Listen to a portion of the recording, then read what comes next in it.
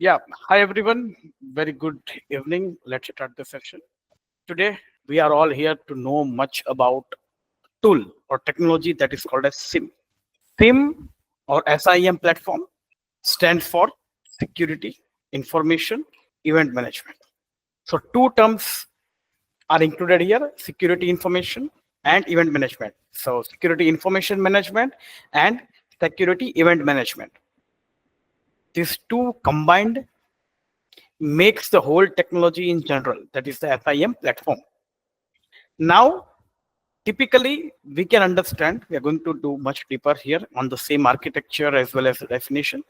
But on a high level, the SIEM is something like a centralized monitoring solution. Someone or something which monitors everything on a centralized basis, on a single location. What do we mean by a single location? For example, if I show you network architecture, for example, a secure network architecture. Okay, let me add one more diagram. Yep, something like, okay.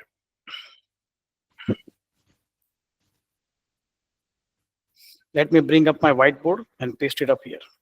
So typical, if we understand a computer network, there are multiple things attached inside a network. Like we have the firewall, we have router, we have the switch devices, we have, let's say, different types of devices like CEO device, managing director device, some databases, any sort of application that are running. So multiple different types of devices.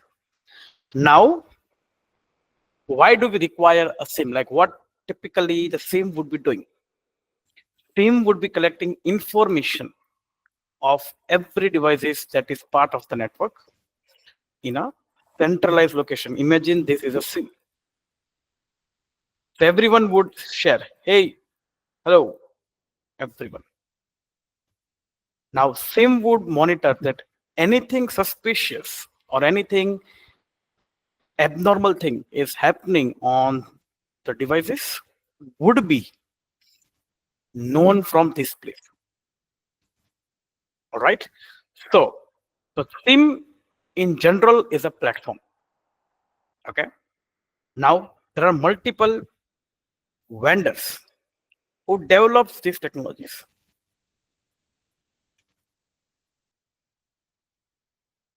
They develop the tech stack. The top vendors who are developing this are Microsoft, IBM, Palo Alto Networks, all the big giants in cyber security. Palo Alto Networks, Splunk, that is now acquired part of the Cisco company. Few more, Fortinet, Securonix, etc., etc. There are lots of vendors, 200 plus. We are interested to know the top one. Kuroda, Splunk, Microsoft. Here, I would like to show like what from the Microsoft the tool looks like. So once we log into the Azure, so Azure is a services given as a cloud by the Microsoft, everything managed and hosted on the Microsoft platform. There are multiple different types of services, 200 plus services Microsoft offers, among which the SIEM solution is also one of them. So the SIEM from Microsoft is called as Sentinel. Typically, Azure Sentinel, or you can say Microsoft Sentinel. This is how it is known. So you go here and search for Sentinel. You're going to get as a service the particular SIEM platform, Microsoft Sentinel. I have already created my subscription. And this is how your Sentinel would be looking like. You have the XDR and SIEM in one place, that is different one. So you have typically four things: general, threat management, content management, and configuration layers. These four things would be enough for anyone who wants to start and grow in the Sentinel space. In the general, there are multiple things like overview, logs, news, and search options. In threat management, you have everything that is needed as a part of the incident response. So you have your incidents to be checked and sort of workbooks, hunting. So if you want to do like the L3 guys, they do threat hunting. If you guys have heard the word threat hunting, so this is a place through which they can easily prepare content for the threat hunting. You have the Jupyter notebooks, any sort of basic coding you want to do. You have the entity behavior, threat intelligence information. So any sort of uh, threats are being faced upon would be shown up here. After that, you have the MITRE attack. So we all know the MITRE attack is a framework of mapping the adversary. So what are the steps taken by the attacker to perform the complete attack? So we can create defenses around that particular thing in the part of the MITRE. You have something called as SOC optimization. So how do we optimize the SOC? And few more stuff, content hub, repository, community, and here lies the engineering stuff. You want to create rules, you want to create a watch list, some sort of automation rule, few more things that is under the configuration side of the Sentinel. Now, the maximum things that we are interested is a part of the incidents. Now, by default, you have 0 open incidents. Why? Because I have already cleared up the stuff and I have worked upon. So I will go in the status and select the closed one. I'm going to find in the last 24 hours, I can increase the time range, okay? So in my last 24 hours of time, I got one incident which was closed. So if I click on this, I'm going to get on the right-hand side something more information. I can click on view full details. This would open up the complete page of the particular incident. The incident number, the workspace name, description, the events, alerts, and every information that is required to manage and navigate for the analysis. That would be present up here.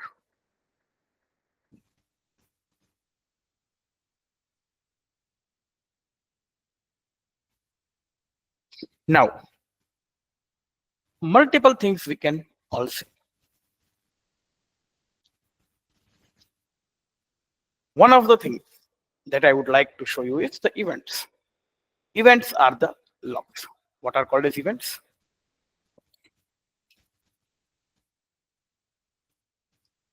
The information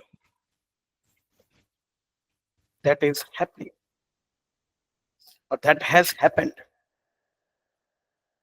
on the device. That is the short description about what is the log. Every vendor provides logs, like firewall has their own logging. Windows devices have their own logging. Linux-based devices, any sort of Linux, you take Red Hat, you take Fedora, you take Ubuntu, etc., etc. Any Linux you take, everyone has its own mechanism of logging. After that, we are writing something. So there are entities overview, you have everything here. So on this incident, which events are part of the particular case would be presented. So total 8 events are combining for this particular alert. Let me open up the events and see. So there's a query attached that I've created. It says that, hey, security event, and give me all the logs or all the entries where the event ID is equal to what is mentioned, that is 4625. In Windows, there is something called as 4625 event ID. You go to the all and check. So whenever failed logon attempt is detected on the Windows systems, so Microsoft have its own naming convention of the failures. That is the idea. So if you write incorrect username or password, if you write your account is getting locked out, you're going to get this particular event ID. I have integrated my device, my machine, my logs are coming in the real time and is presented up here. I can write the query here and multiple things like Azure follows KQL, that is Kusto Query Language.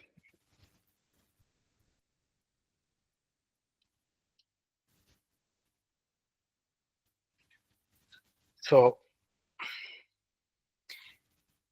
Microsoft have its own language to communicate with their platforms. Like for example, Sentinel is one of the service that is offered by Microsoft. If you want best out of Sentinel, if you want to make most, you require to know the basics of the language KQL. That is a necessity for everyone. Like for example, if you want to write a rule, you require a query. You want to search something, you require a query. How do we write a query? With the help of KQL. The query has something called as functions, operators, and keywords that we need to know. What we want to search and something called as table and databases here, that are the primary. For example, as of now, we are searching security event. Let me show you the complete log analytic portfolio. If I go into Sentinel again, and if I go to the logs area where we search any sort of logs, and you have the query. So I'm going to write, hey, security, see, these are all the tables. Okay. If you want to see the tables, you see the log management is your database. Microsoft Sentinel is your database. Under database, you have the tables. Under tables, you have the columns. And under columns, you have the raw data. That is a typical structure of the how searching would be performed. So we are going to run security event table. Security, and it would automatically give you the ways. Security event. I'm not writing anything. Just write security event in the last 4 hours of time. Give me all the data. Okay. So I got around 940 logs in the last 4 hours of time.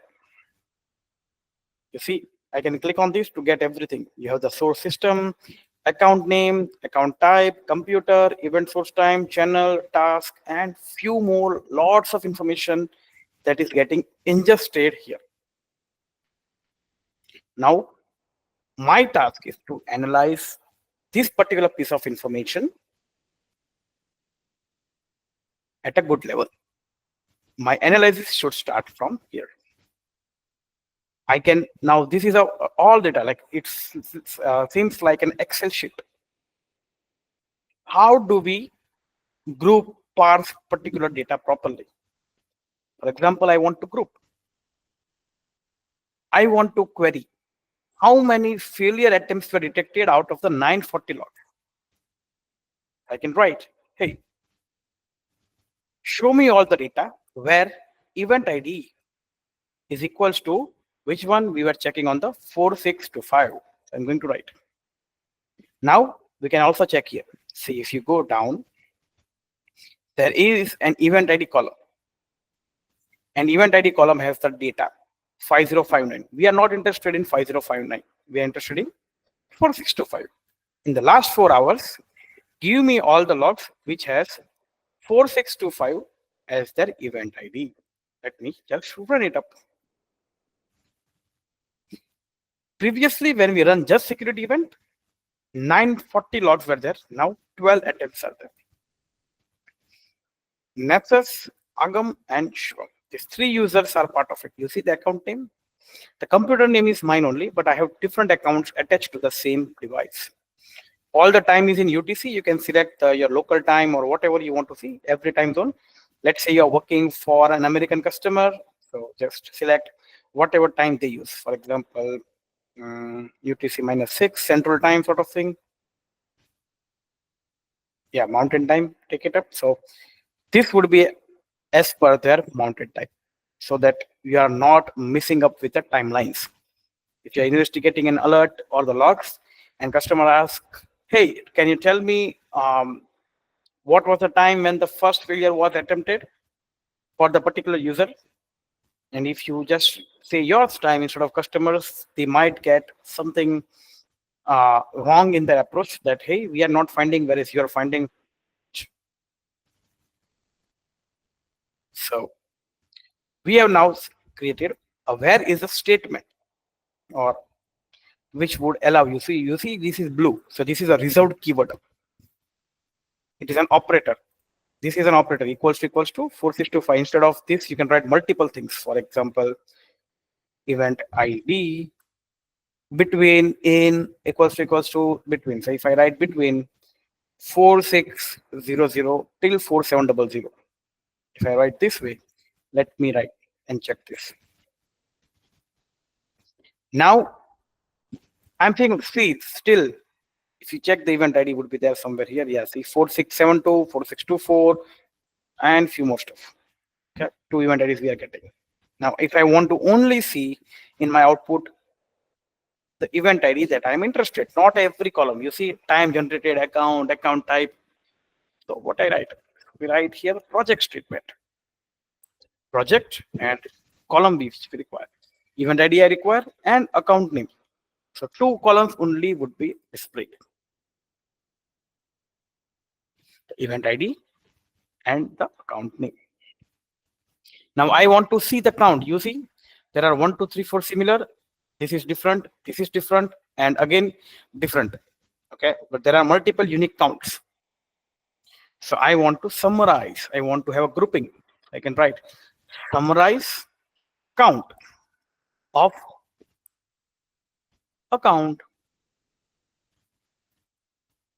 Let me just write one more statement. We are going to learn complete KQL in depth so that we all understand how do we write and search what we require. Now you see, this particular user has 5 in count. This has 4. Anti-authority has 118. That is something very abnormal. If you see the average, everyone is less than 10, but only 1 is on the top. Now I want to sort that, hey, can you make an arrangement into a ascending to descending order? So I can write sort operator, sort by count into descending order. So now 118, then 5, then 5, then 4, then 2, and 1. So this will be our output. So this is how it would be looking like. And we can say one more thing, that pipe operator, render, and we want a pie chart. So automatically a chart would be created for our data. Oh, so this is how it looks like.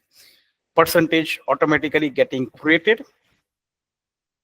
And now you might be aware, like, how my device is communicating with the Sentinel. That is because I have already created my data connector inside my device. So there is a one data connector that is added. I'm going to add a few more. So I have a bunch of data to be created and used up. You see, one is in green. Security events via the legacy event. This is the connector that I'm using from Sentinel for collecting my Windows logs to my Azure platform so that I can monitor this particular case. If you see here, total of around 1,000 logs have came up. And the last log was received 10 minutes ago. This is how it works. So complete Sentinel, we also have Splunk. So Splunk and Sentinel plus QRadar also we have. So overview sessions and end-to-end, whatever we want to learn, we are going to deep dive into particular case. And it would be a fun for all the cases. KQL is a language that is designed to read and navigate the data for Microsoft services. So it is similar to SQL, like a query language. It is not a coding language, but yeah, it's a query language. For example, KQL. Just search KQL, and if I go to the official documentation from Microsoft, so this is a language. So Microsoft Fabric, Azure Data Explorer, Azure Monitor, and Sentinel. These all products can be used with the help of KQL. We are only interested in Sentinel. Monitor, Data Explorer, these are the data engineering stuff that is out of the scope for us. So Sentinel also uses the same function. So you have the query language here, and you have the functions, data types, everything. We are interested here is on the tabular operators. So you have all the listing. We use the like we use multiple operators, like where operators was one of them, right? So where is there here? So if I just show you, so it is just to effectively search and navigate inside the Sentinel. So it's not a query, but like not a things looking like coding, but yeah, basic query language we should be knowing. So we can start with basics. So it's not a bit harder. Like once we use few of them, the C project also we use, where also use, and basic logics we should be knowing of.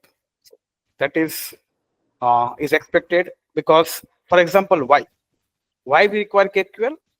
If I want to write a rule, let's say I want to detect, someone tells me in my management thing, hey, detect all the applications that are third party outside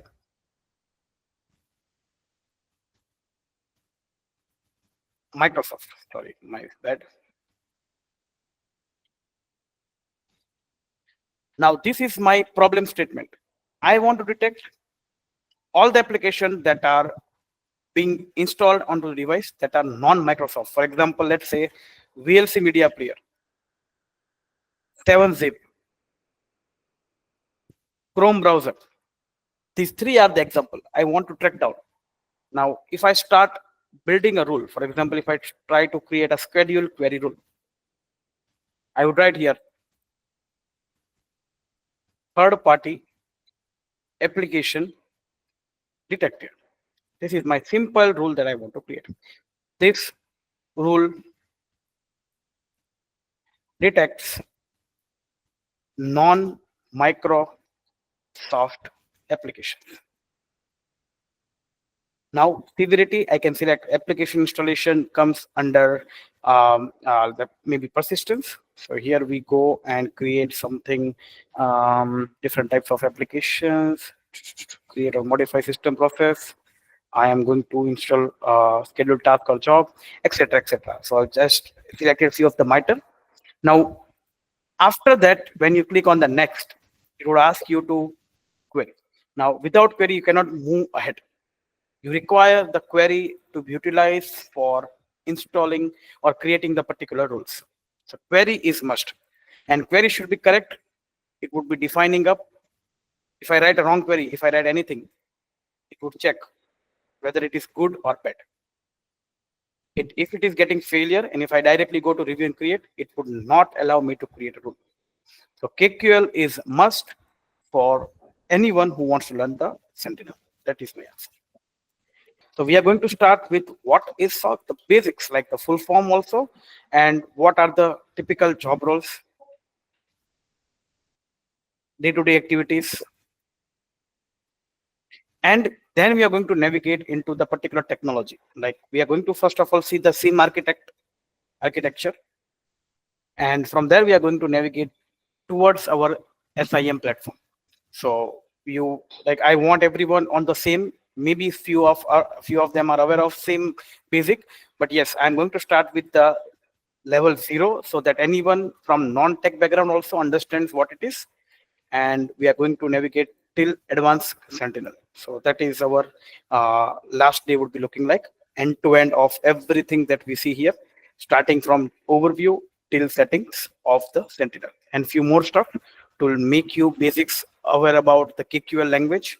How do we set up a practice lab of Sentinel that is completely free, and how do we navigate to complex scenarios. So all things would be covered from day 0 to the advanced day.